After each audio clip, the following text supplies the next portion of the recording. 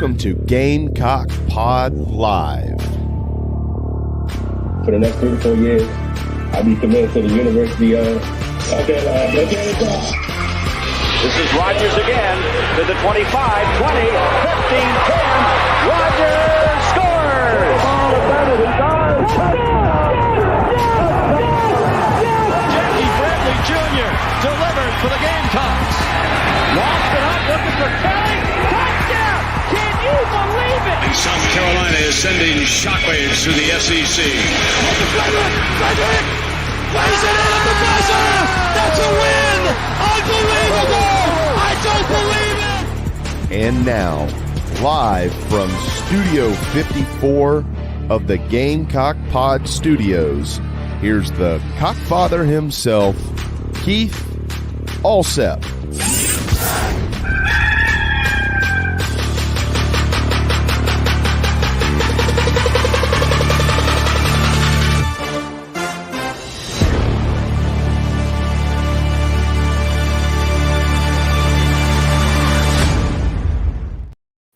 All right, everybody, welcome into a special edition of Gamecock Pod Live, coming at a special time and on a different day, episode number 1439. This is our women's college basketball March Madness Roundtable. And in just a couple minutes, we will be joined by 3 beat writers with unique insights, not only on the Gamecocks, as they all 3 have covered South Carolina, but now one that covers LSU, one that covers UConn, and then Payton Titus from the state, who's the birthday girl today. So we'll bring her in and wish her a happy birthday. Thankful that she could join us and would join us on her birthday. And so they've got their 3 regionals covered. And since the Texas Longhorns are the #1 seed in the Portland 4 regional, I've got that regional preview covered. A couple of news and notes from our Nana's Porch, news, notes, and headlines brought to you by that award-winning full-service catering company servicing the greater Charlotte, North Carolina area, Nana's Porch. Whether it's a wedding, a banquet, a corporate event, a big backyard bash with a whole hog barbecue, maybe to have a watch party on one of the weekends of March Madness, Nana's Porch has got you covered. You want to bring in a food trailer for a special event, Nana's Porch voted among the top 3 food trailers in the Charlotte area by the local newspaper poll. And as we all know, their award-winning pimento cheese voted #1 and #2 by the North Carolina Specialty Foods Association in the meat and cheese category, with my personal favorite, smoky jalapeno, coming in at #1 and the delicious regular flavor at #2. Jump into Nana's Porch chat box, leave your comments, questions. We will get to those. And so I guess, as I'm prone to do, I made a major mistake yesterday when reading the Baseball America Top 25. Arkansas is #1, not Arizona. I got it wrong. I'll eat that one. So there is that. Dawn Staley, yesterday, right after we got off the show, was named the U.S. Basketball Writers National Coach of the Year for women's college basketball, back-to-back seasons, and 3 times in the last 4 years. Kelvin Sampson won the men's award. I don't know what they're thinking. The quarter zip, Lamont Paris, I think he'll win his share of awards. All right, start times. Gamecock men will take on Oregon, who won the Pac-12 tournament. Former Gamecock Jermaine Cousinard, their starting point guard. That game will be Thursday at 4 p.m. on TNT, and South Carolina's women will open on Friday at 1 p.m. in what we hope will be a sold-out Colonial Life Arena. On ESPN, they will face the winner of the first 4 game, which will be played tomorrow night between Presbyterian College and Sacred Heart. Gamecocks beat Presbyterian on December the 16th, 99-29. I think might have been Malaysia Fulwiley's first career high. But that was also Sakima Walker's career high as a Gamecock with 12 points. So we'll see if they get a familiar opponent. And spring practice has gotten underway at South Carolina. Shane Beamer will meet with the media at 12:30 p.m. today. We'll try to have another podcast with the best of that. But let me welcome in our Powerhouse Roundtable. I guess I'll steal that from George Stephanopoulos on ABC. Bring in our Powerhouse Roundtable. Payton Titus, number 1 from Go Gamecocks and the state. Happy birthday to you. She's celebrating her 15th birthday. Cory Diaz from the Advertiser in Lafayette, Louisiana, with the USA Today Network, who will be the USA Today beat writer for LSU football in the fall, and I think all LSU sports. So congratulations, Cory. Welcome back. And good friend of the program who's gone over to the dark side now, covering Gino Auriemma and the Darth Vader of the women's college basketball world for the Hartford Courant. Emily Adams. Guys, I feel like Christmas is almost here. Welcome in to everybody. And so let's test the volume. Payton. There we go. How are you? I'm good. How are you? I'm great. Happy birthday, Cory. Welcome back in and congratulations to you, my friend. And I guess you will be covering the Albany region, not the Albany region. I did watch Kim Mulkey's press conference. She didn't know how to pronounce it. I find that kind of odd. But then again, there are a lot of things that are kind of odd about her. And Emily, how's the weather? Is your heat like on 75 and you're having to run the pipes to keep them from freezing up there in Connecticut? It did have to come back on today. Unfortunately, we got a couple of days of 50, 60 degree weather. And now we're back down to a low 30s wind chill. So the spring was short lived. I understand. I completely understand. All right. So I'm so excited. I can't thank you guys enough. This is the first time we've done this, and the first time I've had like a mini Hollywood Squares look there with 3 guests on the pod. So before we get started, I do want to get everybody's thoughts because I have not got to ask you, any of you, and we'll start with Cory since he covers LSU, the SEC championship game, and I call it just a skirmish because to me it was kind of a skirmish. Just your thoughts on that, on the SEC tournament, and then update us on LSU's health as we move into March Madness coming up later this week. Sure. Thanks, Keith, for having me on, and Payton, happy birthday to you. Yeah, I think both Dawn and Kim talked about it after the SEC tournament championship game. The way the game was officiated it kind of divulged into what we saw happen late in the game. I can vividly remember first possession of the game, Camilla and Angel, exchanging words and really bumping and banging, down low. And obviously that was for them, they're just trying to set the tone. But the officiating just let that go on for far too long and it boiled over. And obviously I know probably the casual fan really loved it. But I think for all of us in our space, it's not what you want to see, because I was really sad when it happened. As you know, the refs were looking at the monitor for that 15-minute delay, trying to figure out which players left the bench area, who was going to be, ejected, and any other further, penalties or what have you. I was really sad because we were all being treated to a fantastic basketball game. And now that game, unfortunately, is going to be remembered for the skirmish, which is what Keith, I also called it that too, in my story right after the game. It was not a fight. It was a skirmish, maybe a scrum, maybe. And it's going to be remembered for that. And that's really sad because it was a really tit for tat game. It was back and forth majority of the way. LSU would get down double digits and they'd fight back to 4, maybe 5-point deficit.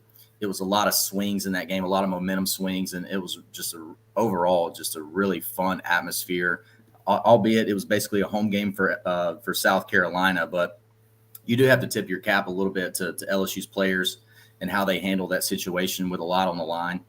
And then health-wise for them as they're getting ready to enter into the NCAA tournament here, I don't anticipate seeing last year Poa for the first game. From what we know, just a couple of days ago, she was able to get back to some form of physical activity, i.e. running on a treadmill. And then the day after that, getting into maybe working through some light individual workouts. I don't think we'll see her against Rice. Angel's obviously been taking it easy on her ankle. She would have to lose that foot to not play. So we will see Angel Reese play for sure. I think we'll see probably, an 85% healthy LSU team getting ready to start here in a couple of days at home. And look, let's be honest. I mean, Rice isn't going to really challenge them in the first round. Too much size, too much athleticism on LSU's part. But I would be interested to see how Kim handles, either a Louisville or a Middle Tennessee. I think that's a sleeper game in this first round, is that Louisville Middle Tennessee game. I think that game's gonna be far more competitive than some people are anticipating. No doubt. So what about Michaela Williams? I know she was also limited in the SEC tournament. Was that kind of like a sprained ankle? Certainly she's had, over a week now to kind of heal up. What is her status? Because to me, I really think she's kind of the straw that stirs the drink for LSU. Yeah, she certainly opens things up. She keeps defenses honest, and certainly Kim would love to have. She's going to play. I didn't think that she would play. She played 23 minutes against South Carolina in the SEC tournament championship game, and that was probably about 8 more minutes than I thought we'd see from her. And you could tell she was a little winded. She hadn't done a whole lot of conditioning for the previous 9 days. But I fully anticipate Michaela Williams will be playing. She'll start. And I think, she'll probably be in really good shape. She's been dealing with some, just sort of almost kind of that nagging foot injury that nagged Haley Van Lith earlier in the year. It's sort of that like a really light plantar fasciitis type condition, and they just rested her because they didn't want to, make a light thing worse. So, she could have played in the regular season finale against Kentucky, but why would you play her?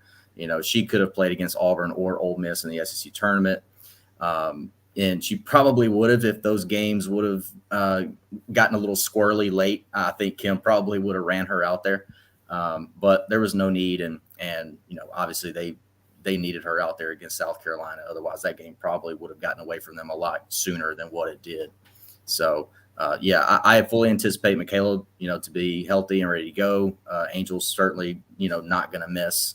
The only question mark that I have is where in her rehabilitation is last year Poa. Like I said, I don't think we see her in round 1. I think it's possible that we could see her in the second round game. And even if we do, she probably wouldn't play a lot. So, but that's kind of what Kim has navigated all year long. Really short bench. She only runs 7, sometimes 8 players a game. Weirdly enough, this is not something that she's not used to.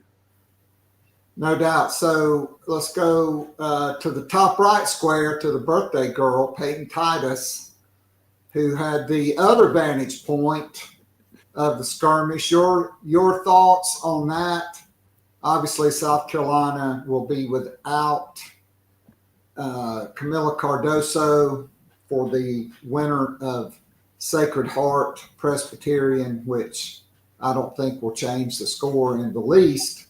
But just being there on press row when all that started out, your thoughts on that and Dawn Staley's press conference after the selection show on Sunday. Yeah, I mean, I agree with Cory. It was unfortunate to see because it was a fun basketball game that we were watching. And I've not enjoyed having to take the whole last week after that writing about it and writing about Camilla's availability for the first round game and harping on it and somebody talking about it on the radio. I've not enjoyed having to do that. So I'm sure that poor Camilla probably hasn't enjoyed having to have that at least in her peripheral, if not in her face all the time. So I'm ready for something else to happen so we can kind of move past it. Because that was a fun weekend just in general. I mean, we had that Texas A&M game was kind of rough, season high turnovers. It was funny because I was writing my game story and they had tied their previous season high. And then the last shot that Ashlyn chucked up was a shot clock violation because it hit the backboard. I was like, okay, so 24. And then you have that Tennessee game, which was crazy.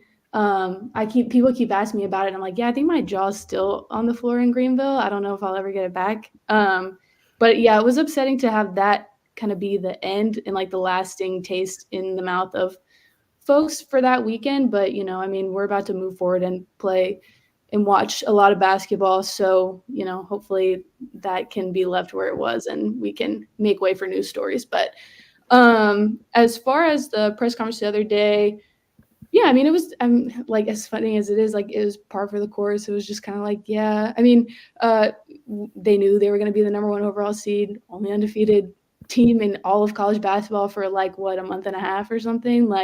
It wasn't a surprise at all. It was just kind of who's going to be in the region, what are the other regions going to look like. I know Coach John Sealy was talking about how does being in the same position this year as last year feel different from last year.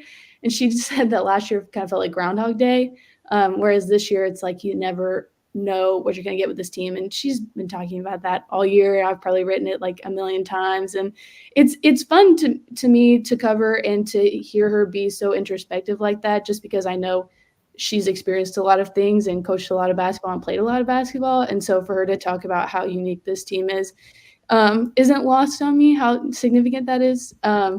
So yeah, I mean, we're just gonna see what happens. I imagine, Camilla not being available. They won 4 games this year. They beat Presbyterian last time I saw them by 70. I was reading a story the other day where I think their last 5 first-round games, South Carolina's won by an average of 29.8 points. So yeah, I think they're gonna be fine. All right, so let's go to a neutral third party here. Our good friend Emily Adams. Emily, I don't know if you were able to watch the game. I don't know if UConn was playing at that same time.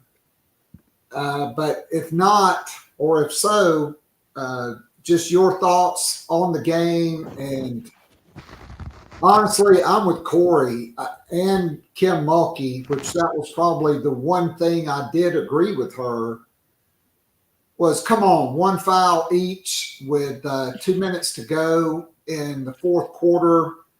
And look, people talk trash. Angel Reese, she brags about talking trash. She's from Baltimore. Ashlyn Watkins probably talks as much trash as anybody. I thought it was good that Camilla was talking trash, quite frankly, because to me, there have been too many moments this year where the games have not seemed to matter on the surface of her facial expressions and body language as they probably should matter. But she, Reese did get called for a technical foul for the elbow to the neck of Cardoso, but the hair pull was not called, and neither was the flagrant elbow with about 4 minutes to go that busted Camilla's lip that nobody could figure out how she got a busted lip because she is 6'7", Flau'jae Johnson didn't give it to her, that's for sure. But you go back to the tape and you see it. So just your thoughts on that, and now moving forward into the tournament, and maybe some of your takeaways from UConn, who it appears will be without another player due to severe concussion.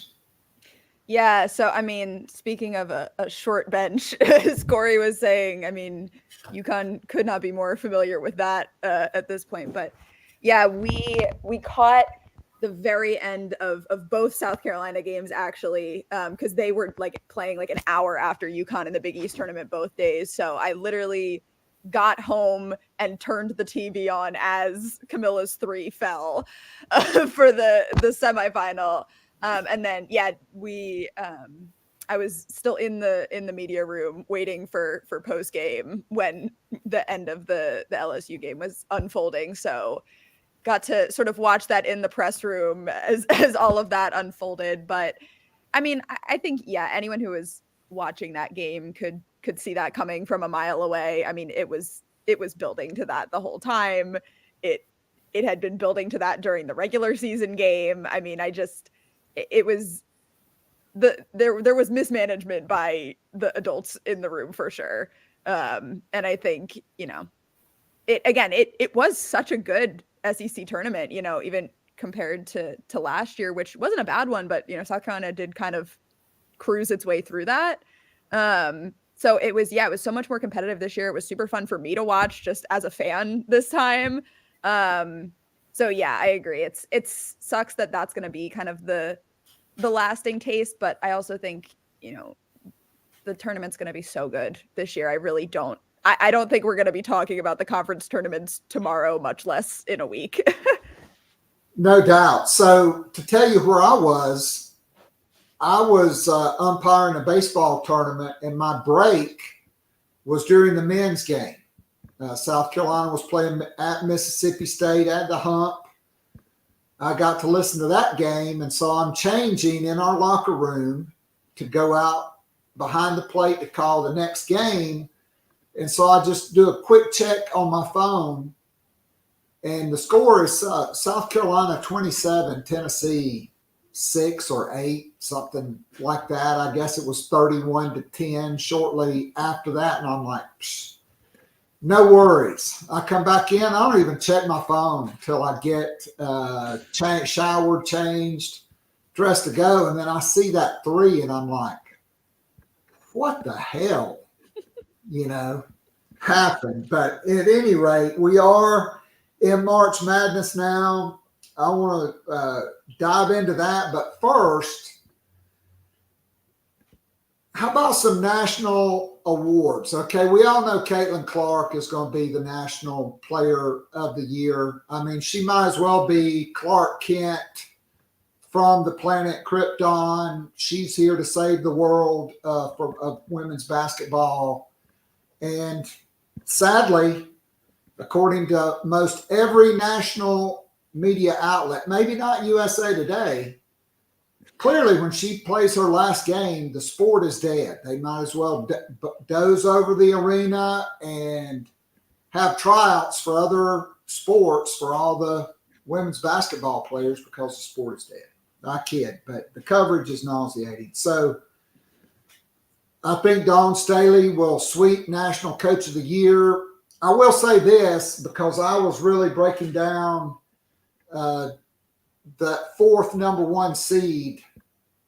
Had it not been for Dawn Staley's perfect season, back-to-back after losing all 5 starters and 7 players off last year's team, I think Vic Schaefer should be would certainly garner a lot of votes for that award. Losing Rory Harmon, who was probably the best point guard in the country. I don't really consider Clark just a point guard. What they've done is nothing short of incredible. And then, to me, I don't know who will win the National Defensive Player of the Year. I don't know if Cardoso will have that incident held against her or not.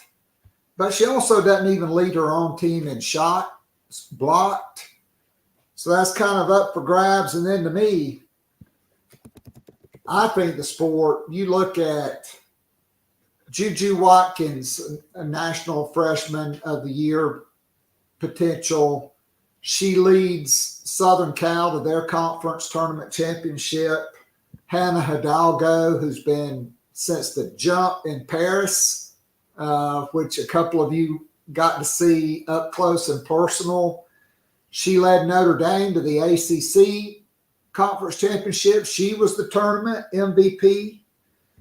Madison Booker, who's a 6'1" forward who got moved to point guard after Rory Harmon went down. She led Texas to the Big 12 conference tournament championship and was the most outstanding player. And then Malaysia Fulwiley, who also went viral in Paris, even though she's only started a couple of games, she was the most outstanding player, and South Carolina does not beat LSU without her unbelievable performance in that championship game. And Michaela Williams at LSU, who's really been critical. Like, I think Anissa Morrow, just from afar, it kind of took her a little bit of time to adjust, but she's playing fantastic. Angel Reese, fantastic. Floje Johnson. But Michaela Williams, I had no idea she was as thick and her stature for a guard who can really absolutely a knockdown three-point shooter. I mean, to me, those are the top five freshmen. I think it's probably Watkins or Hidalgo because they've led their team. Let's go with Payton first, and then Emily, and then Cory, and get your thoughts on award winners and the top freshmen. Yeah, I think player of the year and coach of the year are pretty much locked up. I don't really see anybody else getting either of those, even though it is interesting, like looking at as far as All-American team stuff, like really having to split hairs to figure out who makes the first team, who to include in the group of the three teams, because there's just so many talented players. So I think you're really kind of getting in there, and like, I know when I was putting my teams together, I was pulling up like EFG and like win shares and all this kind of stuff, trying to be like, well, how can I, because like these two people really deserve it, but like I only have space for one more or whatever kind of a thing. So but that's fun for basketball, and that's fun for us who just enjoy watching basketball. And as far as top freshmen, I mean, yeah, I think you hit the nail on the head. Like these, it's unfortunate for them timing wise that they're in at like the grand finale of Caitlin Clark's college career, because otherwise I think you could put some of those players in as player of the year candidates. I thought you could make an argument for Hannah Hidalgo to win ACC player of the year, period. I understand Liz Kitley also had a great season, so I don't think it's like unfair or anything, but you know, I thought she killed it. And I think the fact that she's a Naismith Defensive Player of the Year finalist too, as a guard, like steals versus block shots, and being able to be on that kind of stage and included on a list like that with those players is really saying something. I enjoyed watching her in Paris.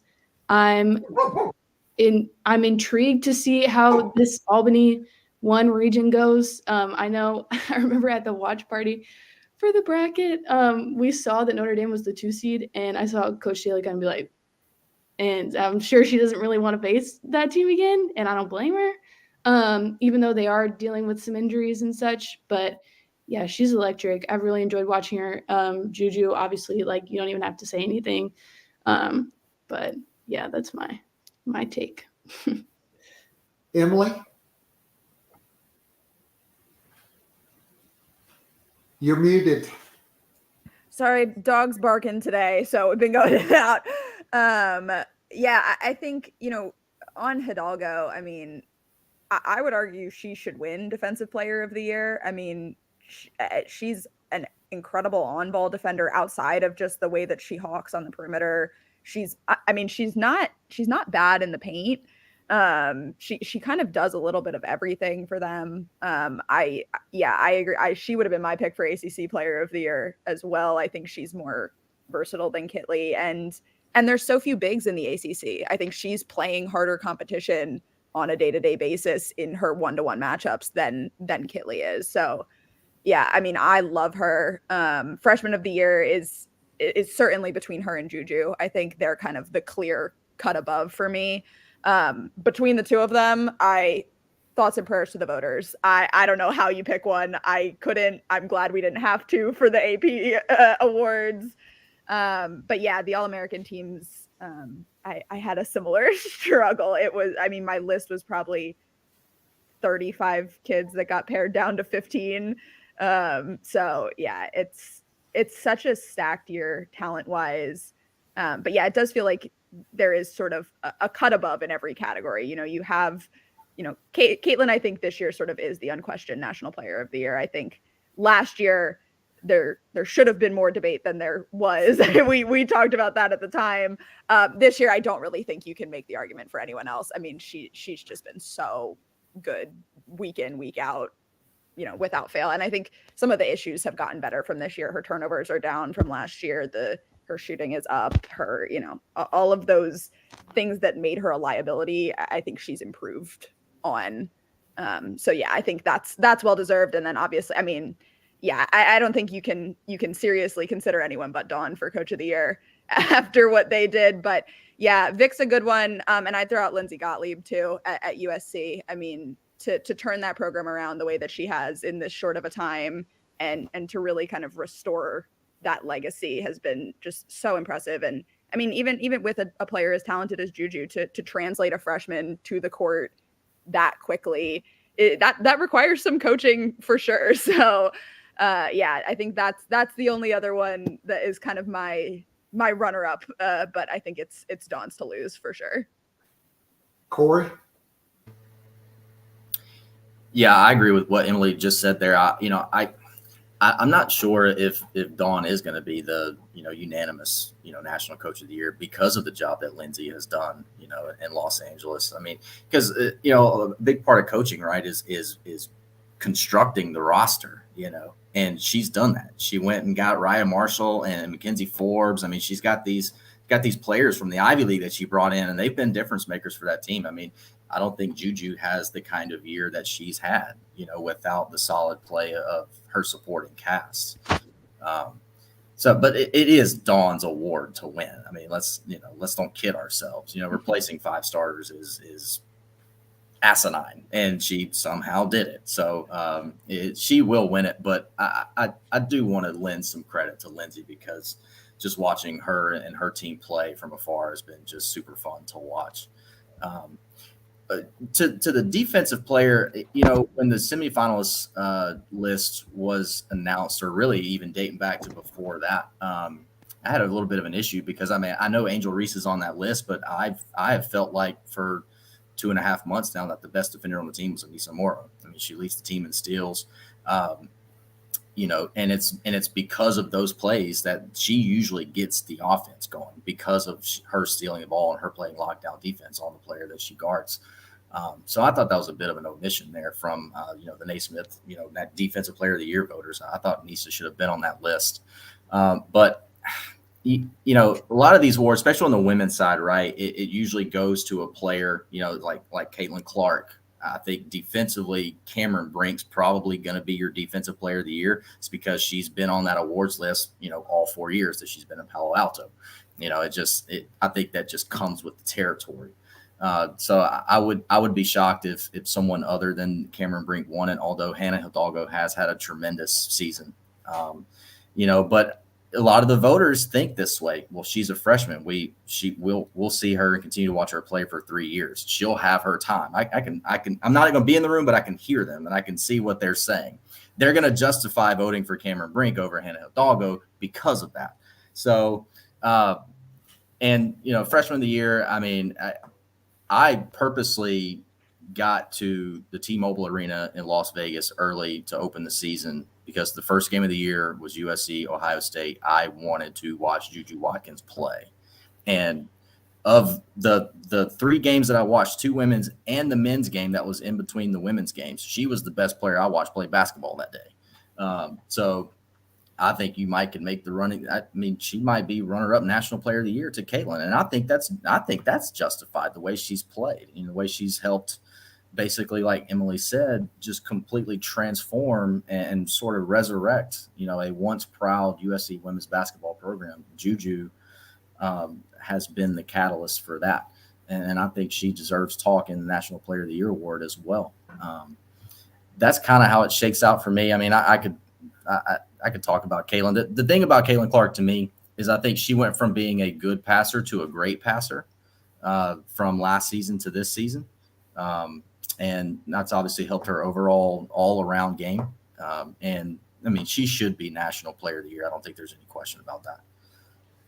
Yeah, I mean, no doubt. Look, to me, I think after her, I think the next 3 players could be freshmen on the National Player of the Year. Juju Watkins, Hannah Hidalgo, and Madison Booker. I just don't think what she has done leading that team in the face. Like, I remember having a conversation with Emily, and we were talking about it, and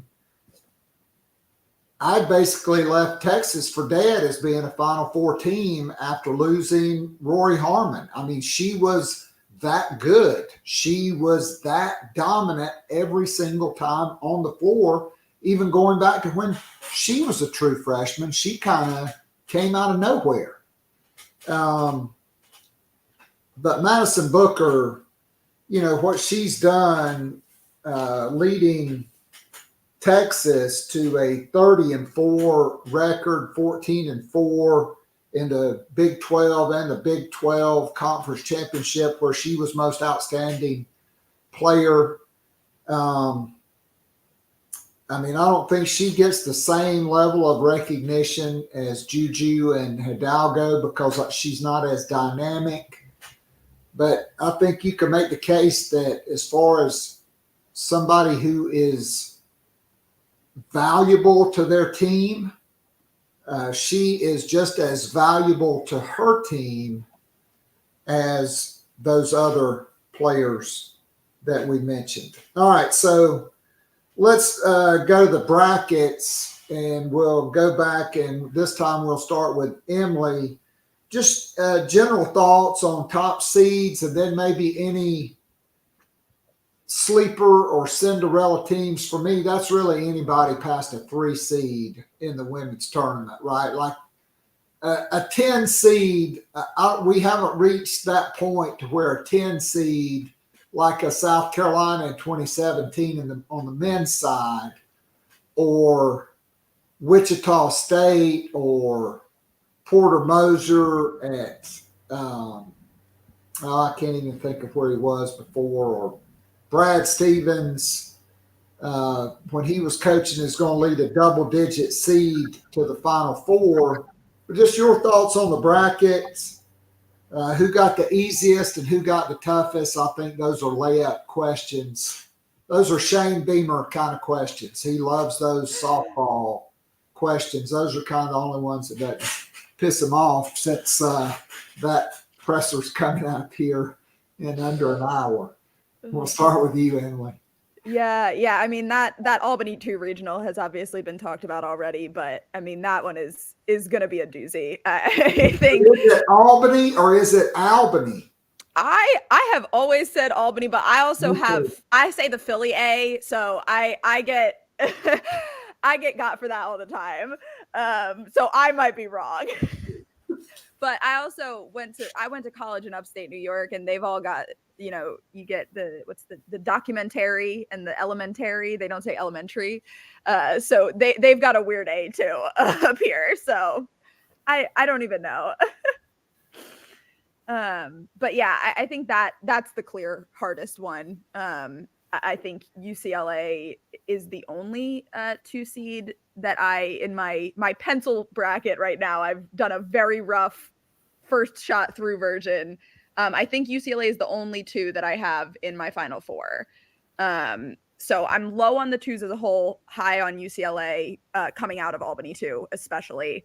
I think Iowa is really, really going to have their hands full with either Kansas State or Colorado. I think that 4-5 line is brutal in Albany too, especially. It's similar to the one in Portland 4, actually, with Utah and Gonzaga.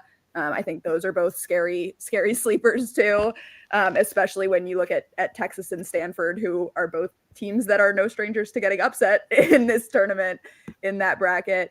And then, I think UConn got what I think is an excellent draw for them over in Portland 3. It's obviously a little bit of a pain that they don't get to go an hour and a half down the road and have to instead go 3,000 miles across the country.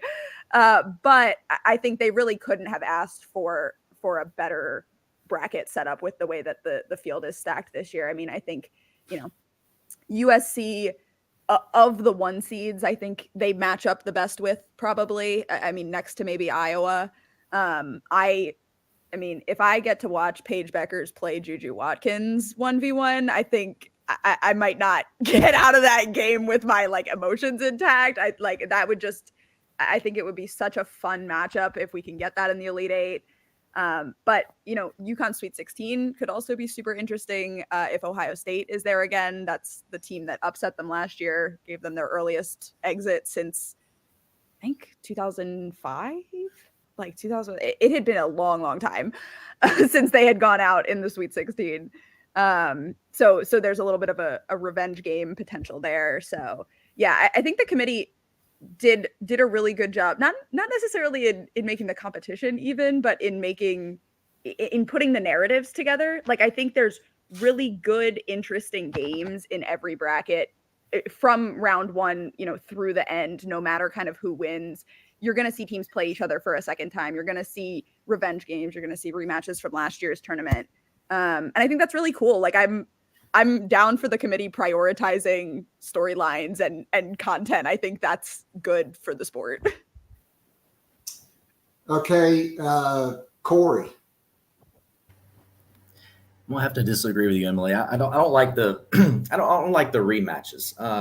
That was something I was a little disappointed in during the broadcast on Sunday. I mean, why should South Carolina and Notre Dame have to play each other for a spot in the Final Four potentially? I don't know. That didn't really sit well with me. And I think the biggest issue the committee faced, right, was the conversation that they had between Texas and Stanford for that final 1 spot. I guess with Texas winning its league tournament, you had to give it to Stanford, or you had to give it to them over Stanford. And that probably set off a chain reaction of them feeling like they couldn't really avoid, some of these, possible rematches. I mean, South Carolina could play North Carolina in round 2, and they've played each other this year. If you're South Carolina, if you're Dawn, I would hate that. I'm trying to have the easiest path back to the Final Four, back to the national championship game, and I'm having to play teams that I've already beaten this year. I don't know. Something about that didn't quite sit right with me. But I am a huge fan of I thought the committee sending Louisville to Baton Rouge was the smartest thing they did for the night. I mean, amazing. I mean, Jeff Walls on one sideline, Haley Van Lith dribbling the ball for LSU down the court. That right there is going to have a ton of people watching a second round women's national, tournament playoff game. That's what you want. You want those games. You want those matchups. You want those storylines. I could, spend a lot of time talking about Albany too.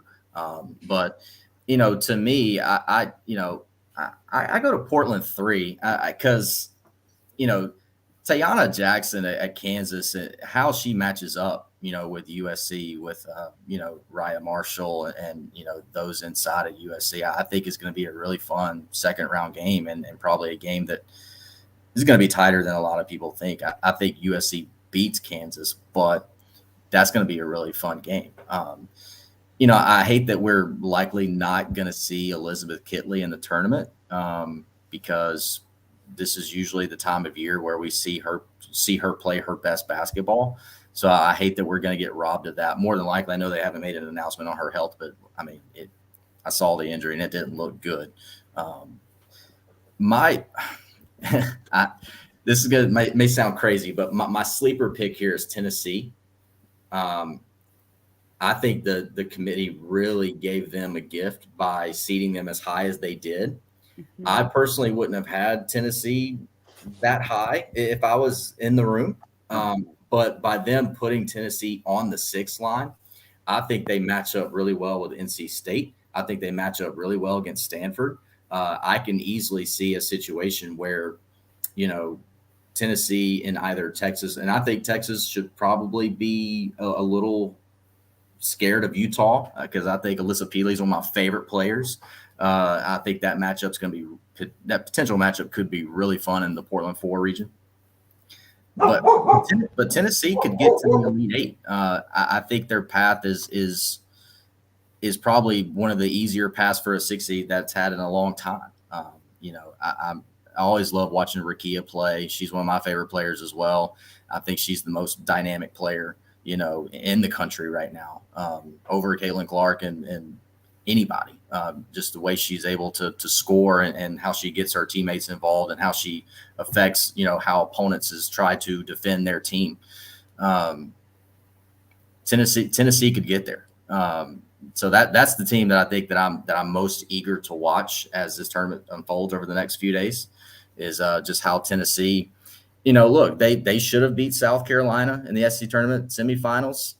How do they spin that? How do they channel what should have been a win for them, an upset win, giving South Carolina its first loss of the year? Can they channel that into something really positive and make a run here in March? I'm really intrigued to see if Kelly and the Lady Vols can do that. Good stuff, Payton. Yeah, I agree with Cory, actually. I was going to say Tennessee is my sleeper as well. They picked a good time to start playing some of their best basketball of the year. They are the team that played South Carolina the best all 3 times that they met. So I could see them, surprising people. I was also surprised by their seeding. I was surprised by the number of SEC teams that made the tournament, I think, just kind of in general. I know the Columbia head coach was talking, I want to say it was before Selection Sunday, but I saw it after Selection Sunday, and she was talking about, why do we have these SEC teams that are have lost a bajillion games, and then you have programs like us where we're trying to schedule more people, we're winning a lot of games, people don't want to play us, and so then we get stuck in a play-in game, as opposed to a more seemingly just seeding. So I thought that was interesting. I also, and this isn't a knock on Texas at all, but I was surprised that Stanford wasn't that other number 1. I thought the Pac-12 deserved 2 1 seeds this year. We were watching, actually, it was right after Dawn finished her press conference at the selection show party, and we were watching it on the TV in the media workroom, and we saw it flash up, and she was like, conference championships matter. And I was like, thinking back on that, I was like, girl, that's easy for you to say because you keep winning them. But significant splitting hairs kind of a thing. But I just thought, yeah, it's interesting. I also, Albany too, not to harp on that, but dang, that's stacked. And I don't necessarily always agree with what Rebecca Lobo has to say, but I thought kind of hit the nail on the head, and that if Iowa is the 2nd overall seed and a 1 seed, and they should have gotten probably the 2nd easiest path to the Final Four, and they definitely did not. So I thought that was interesting, especially if you want to talk about narratives and stuff. You put Iowa on that side of the bracket and South Carolina on that side of the bracket for a reason. And so I thought it was interesting that they gave them such a hard path, but I'm sure they don't consider these things and all of that jazz. But yeah, I'm interested to see what happens. I have mixed feelings about the rematches because I think it's kind of fun to see as far as how teams grow over the course of a season. I'm interested to see how Mylasia, Fulwiley, and Hannah Hidalgo stack up this time with each other, because I feel like defense, if they were to meet, I feel like defense is a big area in which Mylasia has grown since Paris. And then Hannah, obviously, she's just kind of coming to her own. And I imagine if they do reunite, that it will be Hannah drops 30 and South Carolina wins, exactly what happened in Paris. I don't think it'll necessarily look exactly the same, but pretty much same kind of box score end result type of thing. But yeah, I think as far as my Final Four goes, though, I think I'm going to have to save that. Oh, I Save think that. get to that Save now. that. I'm done. We'll get to that in just a minute. All right. So for me, I'm with Cory. Like, this is literally like the 50th time South Carolina and North Carolina will play in either the Sweet Six, second round, Sweet 16, or Elite Eight. Literally, every freaking year, South Carolina has to play them, even though North Carolina refuses to play South Carolina ever since Dawn Staley started winning big. Maybe that's why they do it. I don't know. I didn't really like Notre Dame either. Like, that's just another team that you faced. To me, Tennessee is interesting because, you know, Kentucky beat South Carolina. They did beat them in the SEC tournament finals and did nothing. And Kyra Elsie never capitalized on that. And now, you know, she's without a job. But Tennessee is very interesting for all the reasons, Cory, that you pointed out. But they're also, it's to quote Forrest Gump, they're like a box of chocolates. You never know what you're going to get with them. Like, they could lose to Green Bay or certainly NC State there in Raleigh. And if that happens, maybe Carol Lawson, after the NCAA tournament's headed home to Rocky Top, because I do think Kelly is coaching for her job. But I also agree that I could see Tennessee getting to that Sweet 16 game with Stanford to go to the Elite Eight and face the winner of the top half of the bracket. You know, like in Portland 4, I think Alabama and Florida State may be the best 8-9 game in that. Then you've got Gonzaga, Utah as a 4-5. You know, how does that shake out? For me, Oklahoma is really the sleeper team that could give South Carolina a run for their money on that half of the bracket. They beat Texas both times they played. So I like them. Look, we all agree Albany, too, is the toughest regional. But I mean, look, like I said, when you have the player from the planet Krypton that's here to save the planet, I mean, I may be completely off base on this, but to me, Caitlin Clark is to Iowa what Larry Bird was to Indiana State. Okay, y'all probably don't even know who Indiana State is. Okay, because since the hit from French Lick ran into Magic Johnson and Michael Michaud in the national championship game, they've been irrelevant. I think Iowa, after Caitlin Clark, I don't see another player like that ever going to Iowa. I could be completely wrong. I don't know why Iowa got picked next year for that elite tip-off event in Charlotte, but they did. Caitlin Clark, she ain't walking through that door. But I'm sorry, Keith. They did a few days ago. They get a 5-star commit from Addie Deal, and she's pretty good. Now, look, Caitlin Clark, generational talent, no question about it. But they Lisa's got some really good players coming in. All right.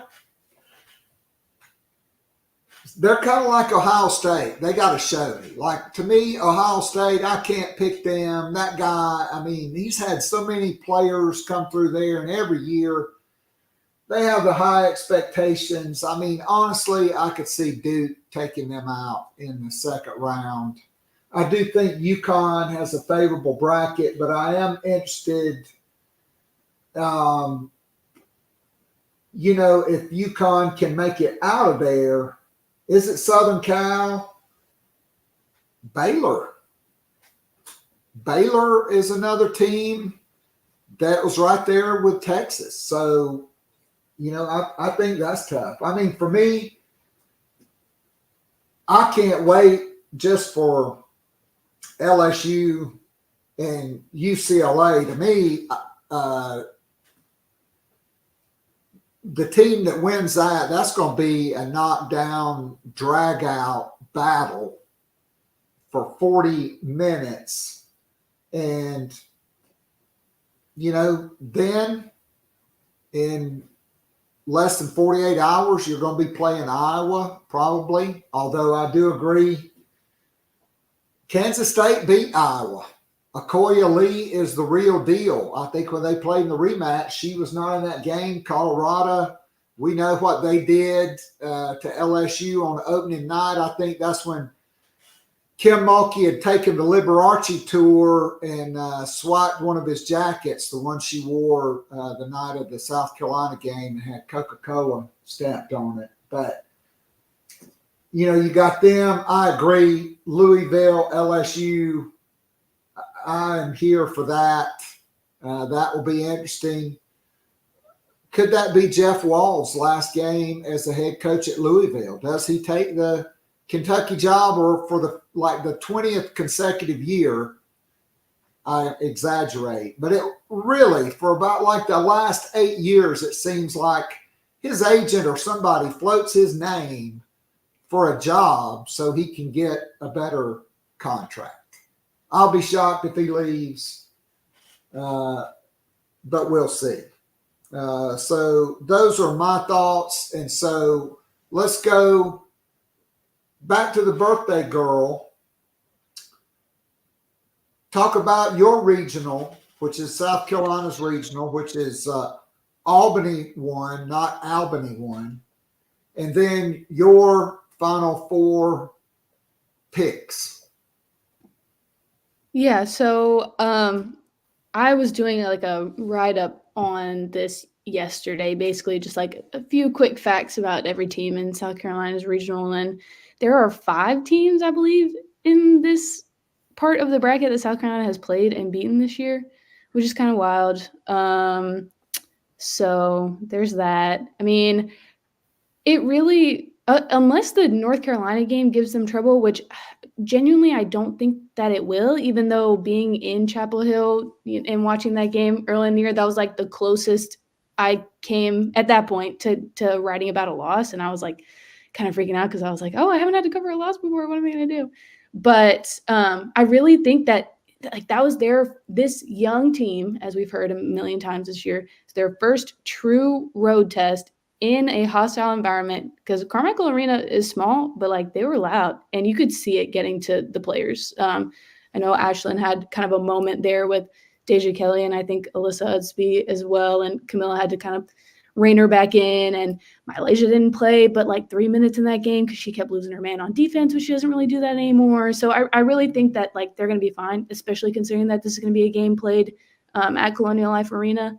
I don't really see South Carolina in danger necessarily here, unless Notre Dame somehow became a thing. But again, I mean, they lost a player who tore her ACL in the ACC tournament, and I think that they'll kind of go as far as Hannah takes them, which could be far, but I don't think necessarily past South Carolina. As far as other interesting storylines and games, just for funsies, Nebraska, Texas A&M, messy committee. That is really wild. And the athletic director tweeting about it was also interesting to me, because I was kind of I would probably not say anything about this at all if I were you, but pop off. And then Oklahoma, FGCU, I'm interested by that because, yes, Oklahoma is a good team, but FGCU is I think I read this the other day, winningest 12 seed ever. So I would not be opposed to seeing an upset like that early on in the tournament and see kind of how far FGCU can go and play spoiler. I think that would be fun. I know some people back home who went to FGCU, so that's also fun. But yeah, otherwise I think this is, South Carolina's region to win, obviously. I mean, being the number 1 overall seed, but I don't necessarily think that they're primed to really be challenged as far as getting out of there. And then for my Final Four, I think I agree with Emily that I've got pretty much all 1 seeds except I don't have Iowa there necessarily, just because like it's not hate to Iowa, but they've been beaten this year because it is the Caitlin Clark show, and you can have important performances from other players, but like I don't know that her supporting cast is consistent and strong enough to survive in a tournament like this. I just don't think that they have the group that they had last year to be able to win games like this, playing so often. And I don't see them making it out of the hardest region in the bracket. So that's my pick. I would have UCLA probably in there. And I think it would be interesting if we don't get if South Carolina were to make it to the national championship game and we didn't have Juju Watkins and USC on the other side. I would want it to be UCLA, I think. I think that would be fun. I think that's a team that people were talking about early in the season before they kind of had their struggles, and Lauren Betts missed some time, about it being South Carolina and UCLA and everybody else. I would love to see kind of how they stack up, how Lauren Betts and Camilla kind of stack up, and Kiki and Pau and Raven stacking up. I just think that would be kind of a fun matchup to see in the championship game if we didn't have Juju, because I would also really like to see Juju in person, selfishly.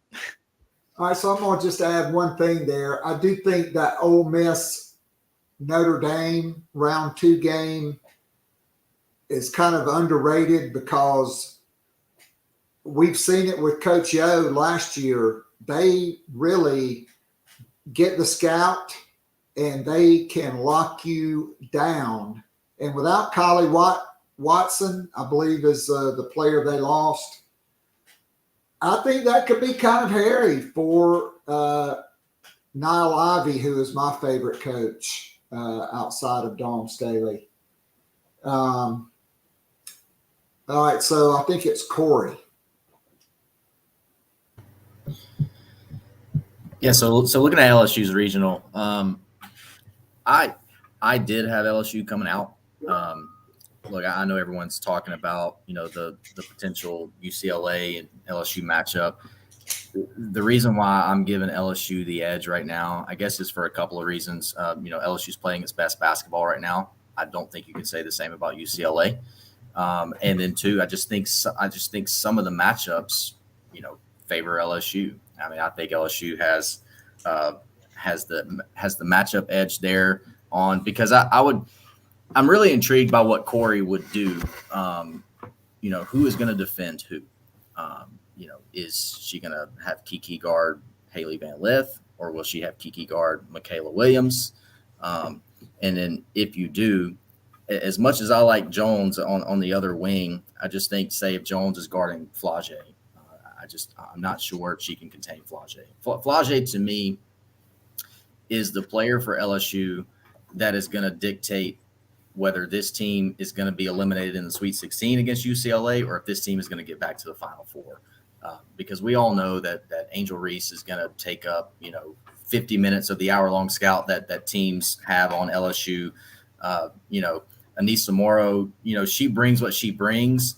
I just, through 32 games, she's not the offensive difference maker for this team. Now, she obviously puts her stamp on it. She can't put her stamp on a game with her defense.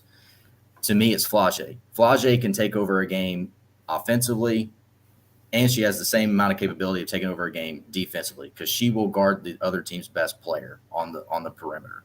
So it's up to Flage. Like I said, I do have LSU coming out. To me, that the Creighton UNLV game in the first round in that region, to me, is really fascinating, because I think what LaRoque has done with the Running Rebels has been tremendous. They came and played at Baton Rouge last year in the first 2 rounds and gave Michigan all they could handle, in that first round game. And I think last year they were an 11 seed, I believe. So this year they're 10. And Keith, I know you mentioned the Alabama-Florida State 8-9 matchup. I am really fascinated with this West Virginia-Princeton game in the Albany 2 regional. I think West Virginia, to me, with their defense, if they can get into a rhythm, I mean, they could really be a headache for Caitlin and Iowa in round 2. I mean, if they're playing really well defensively, That could be a team that could really have Iowa have to play really hard for 40 minutes. And then I got South Carolina coming out in Albany 1. Reagan Beers and Oregon State, I'm telling you right now, they may end up having to play South Carolina in the Elite Eight to get to the Final Four. I think Oregon State, I think you can make the argument that the Pac-12 has been the best conference in the country all year long, and Oregon State, No doubt. they've got so many quality wins against so many of these good teams that we've all talked about already all morning. And I think, in a one game setting, I think Oregon State could pose a ton of problems for, I think, every team in this bracket. And then you go down. I'm gonna go out on a limb. I'm gonna say Tennessee gets to the Final Four. Wow. I'm gonna go out on a limb here. Kelly keeps her job. The Lady Vols, I think they parlay the really strong showing in Greenville, South Carolina last week into a monster run in this tournament. They get to the Final Four and will set up a fourth game with South Carolina this season, which is absolutely crazy. And I think it's USC UConn in the Elite Eight and Portland 3. And I got to give the edge to Juju, but I think this game could be like a triple overtime game. I think this might be the best. If it happens, that could be the best game in this tournament. I think USC UConn could be the best game in this tournament of all of them. That to me is the Final Four. I think it's USC. I think it's LSU. I think it's Tennessee, and I think it's South Carolina. Which, hey, banner day for the SEC, right? They would have 3 of the 4. That's a little bit of wishful thinking, and that's me taking a bit of a risk. But that's kind of where I am. All right, so that's a little bridge too far for me. I just can't see Tennessee putting together that many games. Plus, playing in Raleigh and then Stanford, who I just think's better than them because of their bigs, right? Like Rakia Jackson might be the best player in that game, but then you got Cameron Brink and Irfin. I'm sorry, Tamari Key, I don't see that. But that would be something considering the Pac-12, who, as our birthday girl Payton so eloquently said, probably could have or should have deserved 2 number 1 seeds because they were the best conference all year. But look, I am all for Dawn Staley and Kim Mulkey in the national championship game. Just in the pregame or the night before, let's just settle it and let Angel Reese, who Kim Mulkey said she wished Camila Cardoso would have shoved. Let's just give them boxing gloves and let them go at it for 3 rounds, Olympic style. But so for me, I always thought in Portland 4, it really didn't matter. It was going to be Texas and Stanford. It was splitting hairs. It's just going to be what color jersey those teams will play in the conference final if they make it that far. I do think Texas got the nod because they did win the Big 12 tournament, but certainly there is a case for Stanford because they have been really good, except when they played Southern Cal. Juju had the 51-point game, but then when they played, even though, and as Cory said, credit to the supporting cast that Lindsey Gottlieb has put around her, Juju Watkins only had 9 points in that championship game. Southern Cal still won by double digits, which is a really big deal. I do think there are a couple landmines for South Carolina because this team has never done it. For me, that's Oklahoma. Maybe Indiana wins that game. I don't know. But Oklahoma, I have to respect because of the fact they beat Texas twice, who is a 1 seed. Albany 2 is tough. I really like UCLA, but for me, Lauren Betts is just not quick enough or athletic enough, and I think Angel Reese beats her up the floor and gets runouts. I know maybe you've seen the old NBA clips of the Celtics, but Robert Parrish against the Lakers with Kareem, he would sprint down the floor and get 3 or 4 runouts, and that's why the Celtics were able to beat them because, I mean, every player was a Hall of Famer on the floor in those games. And so I think I'm going with LSU in that one. You know, I thought it was kind of strange and odd, right? Like last year in the Final Four, you had Caitlin Clark waving off Raven Johnson, right? Waving her off, disrespecting her. Nobody made a big deal about it. Then Angel Reese gets up and starts pointing at a ring finger, and she's vilified. You know, I mean, look, Miss America pageant, the top 10 are not all going to be singers.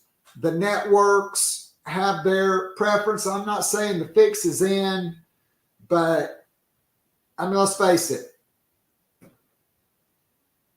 Maybe it's subconsciously, but Iowa, of all the teams in this tournament, will get the benefits. I mean, Cory got to see the anomaly last year, and Emily, if you stayed for the national championship game, for the first time all year, they called Caitlin Clark pushing off.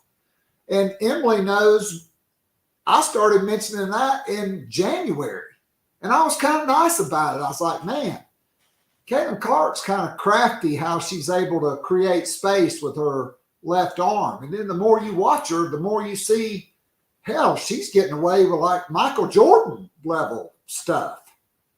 I mean, she gets to do whatever the hell she wants to do, and rarely is she punished for it in that national championship game. And then all of a sudden they came down on the officials for calling Caitlin Clark for doing something she'd done for 30 games. Push off a lot with her left hand or arm to create space to shoot the ball. So I'm just saying, subconsciously, ESPN, it's kind of like Jack Nicholson and A Few Good Men. Deep down in places you don't talk about, you want me on that wall. You need me on that wall. Does ESPN and the officials feel like they need Caitlin Clark in the Final Four?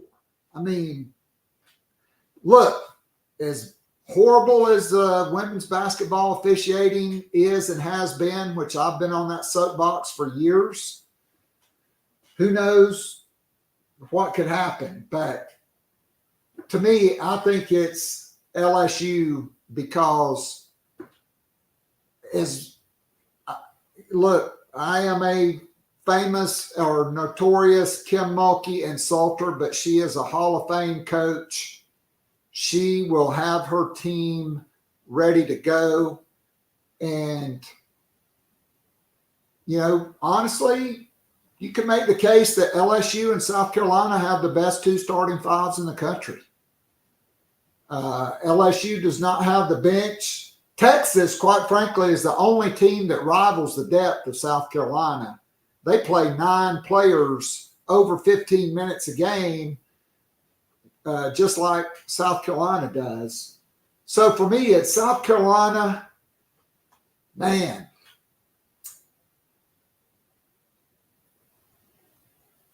I think Stanford, because it's in Portland, they will have the home court edge, and Madison Booker in a game on that stage, having to run the point and score a lot for Texas. I'm going with Stanford, even though I'd love to see a Dawn Staley, Vic Schaefer another Final Four, big game with them. And then I'm going with the best player, and that is Juju Watkins. But would it shock me if it got to it in the Elite Eight, if it's Southern Cal and UConn, if Gino made his way back to the Final Four, because Paige Becker's not the athlete Caitlin Clark is, but so crafty and so capable of carrying her team. And I'm like Emily, I just can't wait. I'll be like the meme of Stephen Colbert or Jon Stewart with the popcorn. That would be must see TV. But I am going with LSU, and I'm hoping, like I said, I'm hoping for LSU and South Carolina for the third time in the national championship. But the national media don't want that. They want probably Iowa and South Carolina in a rematch. So we'll see. All right, so final thoughts going around. Man, this has been a lot of fun and been great. We'll go with we'll let Payton go since it's her birthday. I know she's got a lot of things to get done. So Payton, just final thoughts on the tournament and maybe a national championship pick now. Yeah, I mean, first I'm hoping to not have anything to get done today. That's my goal as my birthday present to myself. But yeah, I mean, I'm excited. This is my first NCAA tournament I will ever be covering. I just got done covering my first ever conference tournament, and that was a blast, even though it gave me heart palpitations because they decided to have crazy, insane finishes to 2 of their 3 games, which was not considerate of them to me because I'm sure that they're worried about that. But I mean, maybe it's like wishful thinking just because it would be really cool to like cover and be part of. But I feel like South Carolina, this is their year to win. Like the thing about this team, and I've been talking about with people all year long, because we have these games where it's like, well, they're facing Tennessee again. Maybe this is the game that they lose. And like, well, they're facing LSU again. Maybe this is the game that they lose. Or like, I just think that this team is so confusing, at least to me, because like I could never put myself in the mind space that these young women are in, because I've never been that caliber of an athlete before. But the way that they are just able to like make it happen is insane. Like there are a number of games on their schedule that they didn't necessarily have any business winning, but they did win because they just made it happen. Like Bree Hall had a crazy shot, or Malaysia Fulwiley had a 24-point game, or Camila Cardozo hits her first ever 3-pointer in her entire freaking career to ice a game in the literal last second. Like I think the ball left her fingertips at like 0.5 on the game clock. Like it's bonkers. And you can tell that it is confusing to Dawn as well, because she will talk to us all the time and she's just like, you never know what you're going to get with them. They are not good at preparing, but like they somehow always find a way to win. And my working theory is that a hallmark of her career has been preparation. I mean, I just had an oral history project where I talked to the players on her first ever South Carolina team, and they told me about 5- and 6-page scouting reports for every opponent that they faced all year long. And they would have, right before they went out for a shoot around before a game, Dawn would quiz them as to like about the scouting report, and she would have the like main 5 takeaways or whatever to win the game on a whiteboard and all this stuff. And so like she is very much, this is how we're gonna win this game. We're gonna know everything about every opposing player on the floor, and that's how we're gonna get through this. And this team's not like that. They just like love playing basketball, and they just love each other, and they have this kind of like, I guess, like what comes with really good friendship or sisterhood, like telepathy with each other sometimes, where it's like, how did you know Malaysia was going to like send that pass your way? And like, you didn't even see it, but you still caught it and you laid it in. And, that was like a deciding factor in the game or whatever. And so I just like, I feel like this team, aside from just being better at shooting this year, and so now other opposing teams have to figure out, are they going to, pack the paint and risk it on the perimeter? Or are they going to, what approach are they going to take to defending them? Is just like this team feels either made for March, or like they're gonna lose a game that they shouldn't lose because they have been, avoiding that all year long, and it's just gonna happen at kind of the worst possible time. So I am just going to pick South Carolina just because I think it would be cool, like storyline wise, to have that happen. I think they're capable of it. And it would be a fun thing to experience. So those are my final thoughts. All right, Emily, go with you. Yeah, I mean, in UConn's corner of the bracket, I think it is going to come down to Paige. I've been joking that I got Paige pilled at the Big East tournament. I mean, watching her in those 3 games, I mean, I really haven't ever seen anything like it. Like, it was just a level of consistency. Like, she's taken 18 shots a game and making 11 of them every single time. She's, I mean, it's 25 points a game. Like, it's automatic. It's, she's their number 2 rebounder, their leading blocker, leads the team in steal. I mean, she just does everything right. And she's so fun to watch. And I think she makes it really hard to doubt them because she's one of those players who, and I think, it's like it's an energy like what Caitlin has and like what Juju has, of that when she says we're going to accomplish this, you believe her and you believe that she believes it. And I think if anyone is going to will a team to the Final Four, it is Paige Beggars and it's UConn. I've been going back and forth on that bracket, which of those 2 teams, whether it's them or USC, I have coming out. Right now, I have USC. I'm not married to it. It might change before I hit submit.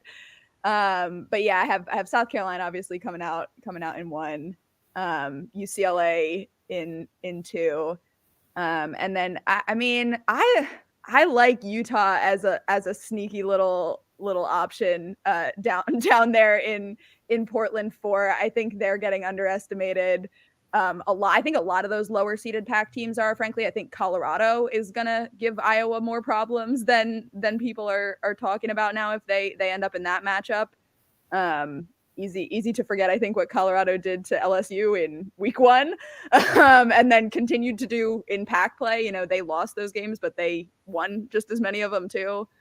So yeah, I mean, it's just such a fun year because it feels like there's 8 or 9 or 10 teams that are legitimate national title contenders. And that's in a year where we have a team coming into the tournament undefeated, which feels crazy. Like, I think last year we went into the tournament and it really didn't, at least to me, it didn't feel like anyone but South Carolina was really truly in the mix. Like, it was kind of theirs to lose and either they were going to lose it or they were going to win it, but it was going to be on their terms.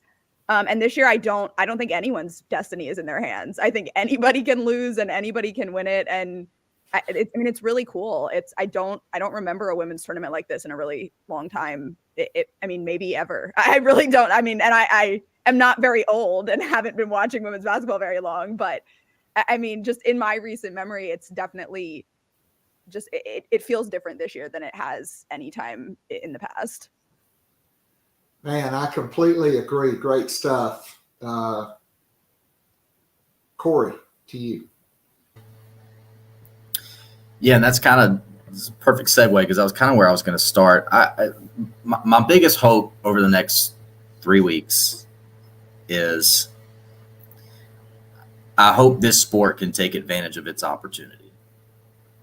I think the way that this bracket is set up, the way that this season has set up this bracket, this is an opportunity for women's college basketball to really seize the captivation of the national audience. And, whether we get, a South Carolina, Iowa national championship game, or whether we get, an Iowa LSU rematch in the Elite Eight, whether we get USC, UConn in the Elite Eight for a chance to be in the Final Four, whether we get these matchups that we all know because we live in this space that would be beneficial and pay so many dividends for this sport. If we get these matchups, I hope that, the ESPNs and the other national outlets that, even if it's just in passerby settings where they cover this sport, I hope they come in and they give as much ink as possible to these women that play this game, to the matchups, the coaches on the sideline, the assistant coaches, everyone involved, because this to me feels like, I saw an article the other day, and I think it was 100% true, that the women's tournament is far more captivating this year than what the men have going on right now. And I wholeheartedly agree with that. And I don't think that this is the end of it. I think this is just the beginning. And the reason why I say that is how I'm going to close this, is that I think we get South Carolina, USC in the national championship game, and the crown is passed from Caitlin to Juju Watkins, and Juju takes this sport into the next step. I think that's what we get here. And that right there will be the signal to the audience who would be tuning into that game, who watched both Final Four games, that the future of women's college basketball is in great hands. Paige is coming back. We got her coming back. Is Angel Reese coming back? We don't know. Is Haley Van Lith coming back? We don't know. But this sport is in great hands. I don't want, Keith, you mentioned a very good point early on in this conversation, right? Is that, everyone thinks that as soon as Caitlin walks off the floor for the final time, like no one's ever going to watch this again. No, we'll get 3 more years of Hannah Hidalgo. Like this, the sport is in a great spot. And I hope this is the tournament that ascends this thing into the orbit. I mean, great stuff. I mean, I said all that because kind of to mock the narrative, because women's college basketball is here to stay. The rivalries mean more because the players are generally at the same schools, or they are in the sport for 4 years. Okay. And I think there's the WNBA is passing a new thing to where they will have to play 4 years of college basketball before they can go to the WNBA. But you talked about, Paige Beckers is definitely coming back. That team that Gino will have next year with his freshman class, right? Angel Reese could be coming back. You got all these great freshman players that we mentioned right off the top. You've got the young players that are at UCLA. Camila Cardoso has not closed the door on coming back. Do I think she's coming back? Probably not. But, I mean, Raven Johnson is her best friend. And I know to a certain degree South Carolina was involved with Lauren Betts, and she wanted a guarantee if she came to South Carolina, it would be Camila Cardoso's final year, and Camila could not commit to that.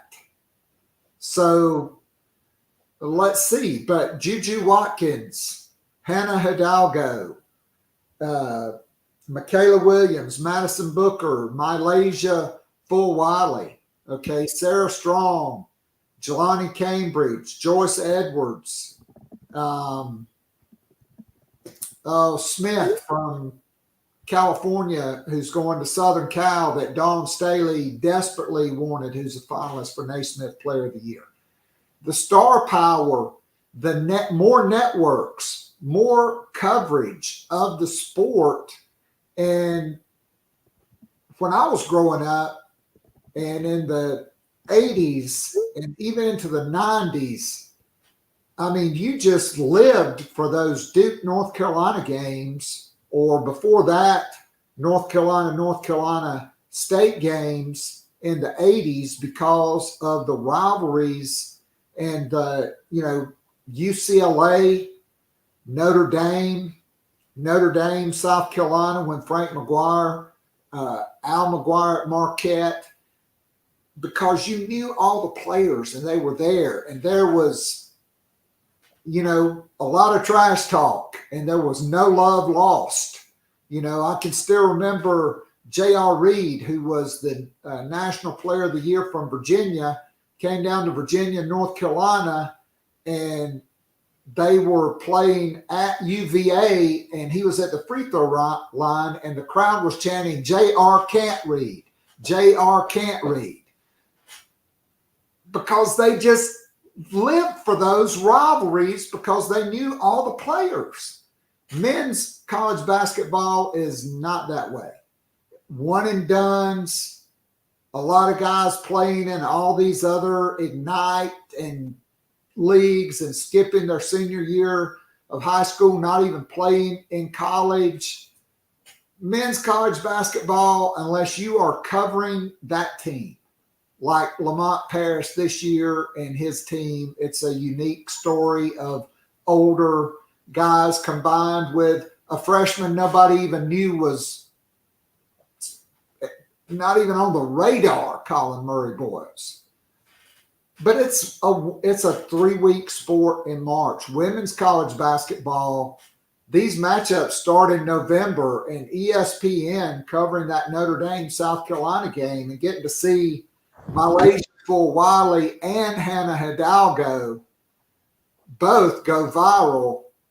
This sport, I think, is here to stay, and I do think it's wide open. I am the same as Emily. I thought it was South Carolina and everybody else, but all it takes is one lousy officiating crew to mess it up for any team in this tournament.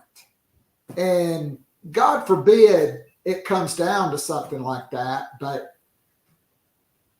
I mean, we've already seen it escalate because of poor officiating. And to me, that is the biggest thing. If the NCAA really wants the sport to thrive, and quite frankly, I thought they should have held out for their own standalone TV deal for Women's March Madness. I thought that was a travesty. They've got to fix the officiating. They've got to fix it. They've got to pay more. They've got to, I think, recruit women NBA officials to come in to women's college basketball, at least for the high-level games, so that you don't get what you got last year with Aaliyah Boston not being on the floor after basically being pulverized, just like Asia Wilson was in 2017 against Stanford. Hell, if that would have been on the street, they could have charged them with assault and battery.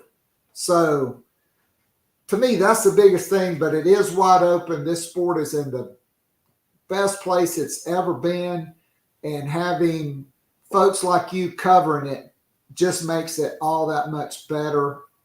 And I can't thank you enough. And we went over 100 again for the second week in a row on the live stream, which is a big deal for this show. And all of you certainly played a role in that. And I can't thank you enough for being with me today. And so I'm going to say safe travels and good luck to everybody's team, but especially happy birthday to Payton. And this is a Gamecock podcast. So I'm hoping Dawn Staley gets her third net lace in her third destination, Dallas, Minneapolis, and Cleveland. Closing thought for South Carolina. To me, it's not the starters. 3 players will decide South Carolina's fate. To me, Malaysia Fulwiley and Tessa Johnson are not just the present or the future. They are the present. And Ashlyn Watkins is the X Factor player. So great stuff. And we'll sign off and say, again, safe travels. Good luck to everybody. And thank you so much for making this a great show.